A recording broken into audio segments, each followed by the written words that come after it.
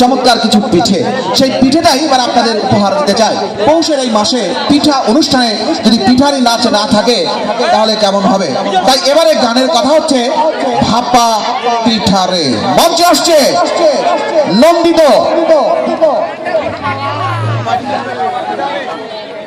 আচ্ছা, একটু গেট আপের জন্য সময় নিব, তার আগে আমি রতন ভাইয়ের সাথে একটু কথা বলতে চাই, প্লিজ। সরি বকুল ভাইয়ের সাথে, জাহাঙ্গীর আলম বকুল ভাই। আরে তালিয়া হয়ে যাক তার জন্য, একটা জোরে করে সবাই মিলে। আপনি আসেন ওনার সাথে পরে কথা বলবো একে একে। শুনেন, আপনার চেহারা দেখে আমার কিন্তু হিংসা হচ্ছে।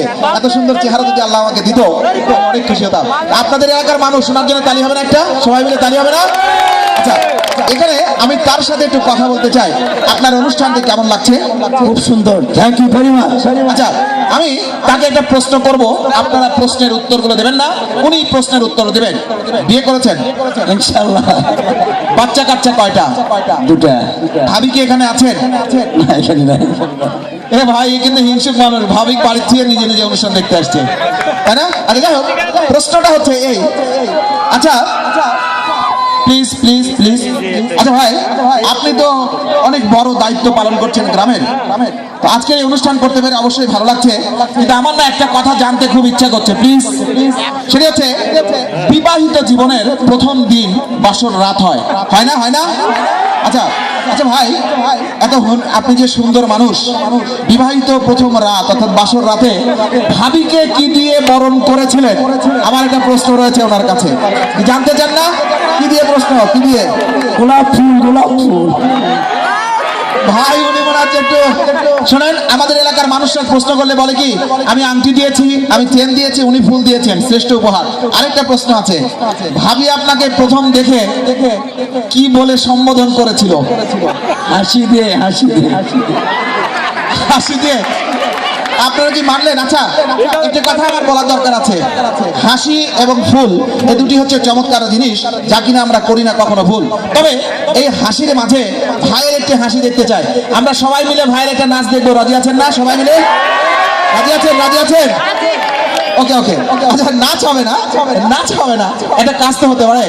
আপনি আমাদের এই যে মানুষগুলো নাটোর থেকে এসেছি, আপনাদের প্রতি, আপনাদের সকল মানুষের প্রতি আমরা কৃতজ্ঞতা জ্ঞাপন করছি।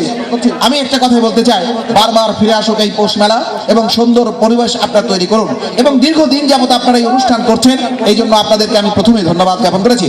আজকে শুধু একটি কথাই বলতে চাই, ইনার মতো সুন্দর মন নিয়ে সোনার বাংলাকে আমরা সত্যিকার অর্থে ভালোবাসতে চাই। এই এলাকার প্রত্যেকটি মানুষকে উনার মাধ্যমে আমি জানিয়ে দিচ্ছি একটি আমার হৃদয় ভক্তিপূর্ণ শ্রদ্ধা এবং সালাম। আমার সালামটা আপনারা সবাই ওনার মাধ্যমে গ্রহণ করবেন। আমি ভাইকে শেষবারের মতো বলতে চাই, ভাই আপনি একটা গান করবেন কি? আপনারা গানও চাচ্ছেন না? ওনার কাছে গানও চাচ্ছেন না? আচ্ছা, কিছুই না, আমরা গান শুনতে আসছি, আপনারা বলবেন আমরা শুনবো। গান শুনবেন? আচ্ছা, পরে তাহলে অংশে আপনার কাছে আসতে চাই। আপনি হ্যান্ডসাম, সুন্দর। আমার না মনে হচ্ছে উনি মনে একসময় নায়ক ছিলেন নাকি, যাত্রা করতেন কিনা আমি জানি না। চমৎকার নায়কের মতো চেহারা, চমৎকার। যাই হোক, আমরা তাকে ধন্যবাদ জ্ঞাপন করছি। ভাইজান, আপনি আপনার আসনে বসুন, আমরা আবার অনুষ্ঠানে ফিরে আসি। দর্শক মণ্ডলী, যে কথাটি বলছিলাম ভাপা পিঠা, আমি যে মানুষটিকে আপনাদের সামনে উপস্থাপন করেছি, এর নাম হচ্ছে দুরন্ত বাদল। এই বাদলকে নিয়ে বাংলাদেশের বিভিন্ন জায়গায় অনুষ্ঠান করতে গিয়ে বিপাকেও পড়েছি। কেউ বলেছেন এই, কেউ বলেছেন ওই, কিন্তু সত্যিকার অর্থে বাদল হচ্ছে নন্দিত একজন নৃত্যশিল্পী, দুরন্ত বাদল, এবং তার সাথে রয়েছে নন্দিত নায়িকা। উপভোগ করুন ভাপা পিঠা।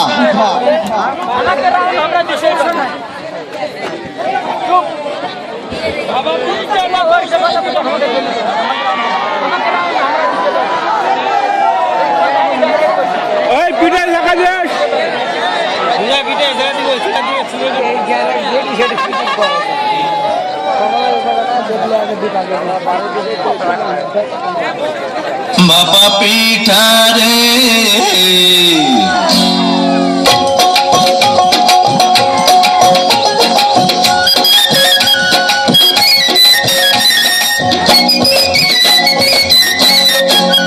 বাবা পিঠা রে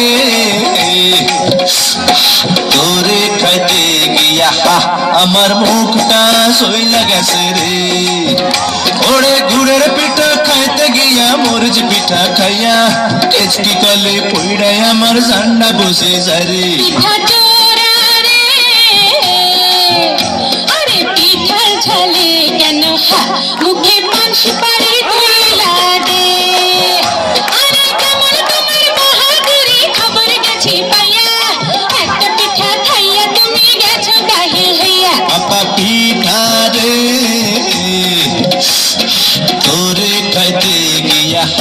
আমার মুখটা সইলা গেছে রে।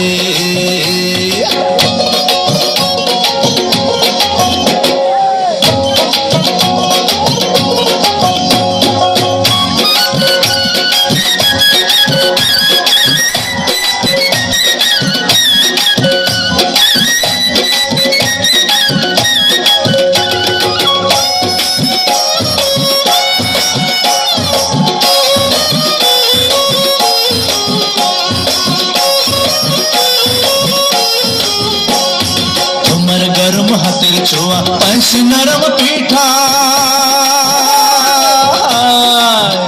আরে অতি চালাক হইলে পরে ফাঁসি দড়ি গলায়।